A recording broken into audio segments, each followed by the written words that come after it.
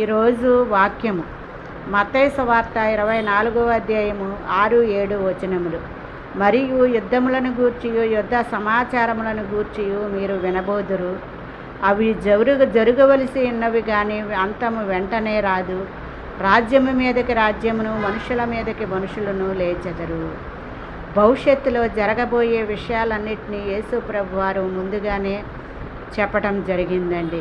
ప్రస్తుతము జరుగుతున్న యుద్ధాలను గూర్చి మనము చూస్తున్నప్పుడు, వినుతున్నప్పుడు మరి ఇవి యేసు ప్రభువారు ప్రవచించిన ప్రవచనాల నెరవేర్పు జరుగుతుందని మనకి అర్థమవుతుంది.